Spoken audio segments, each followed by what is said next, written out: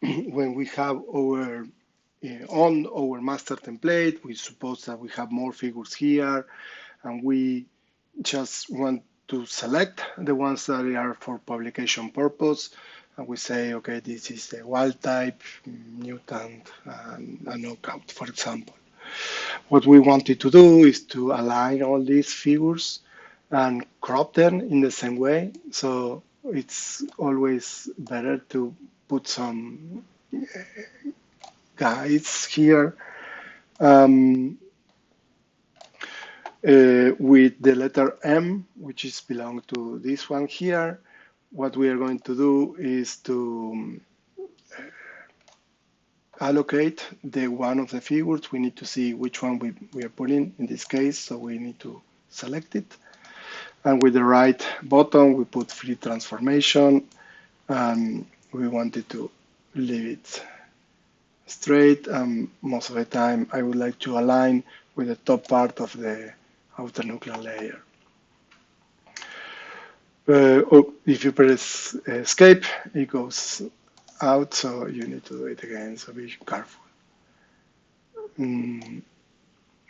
Perfect. You can press enter in this case, and it's going to maintain there. You can do similar things for the next one. For example, this one is fine, but I would like to align with the nuclear layer here. And for this one, whenever you click, you're clicking, selecting here. We can do similar things to give better alignment in this case. With letter V, you are going to be jumping V and M. It's going to help you to align, and with the arrows, you can move it manually too. So once you have them aligned, what you wanted to do is to start generating, for example, with the letter M, a square that is going to select the area you want. You can press Shift if you wanted to do perfect square. We are going to be focusing in this part in the RPE, outer nuclear layer, outer segment, inner segment, and a little bit of the nuclear. So when you have this rectangle square done, you can right click and select inverse. And in each channel, what is here, you need to select it and press the key delete.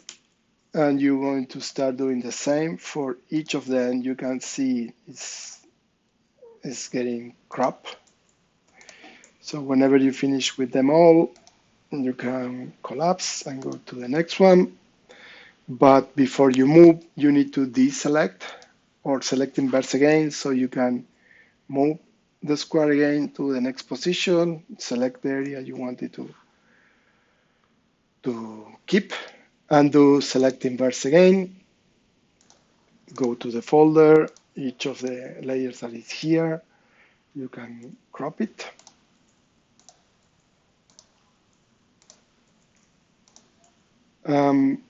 Whenever you finish, you go to the next one. Repeat the same process, moving to the next figure. What is worth it to understand is that when you have the RGB with the scale bar print here, maybe you wanted to keep one of them.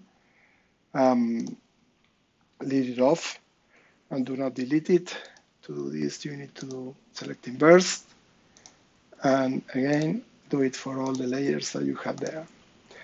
So whenever you finish doing this, you can just press the letter V and try to align these figures in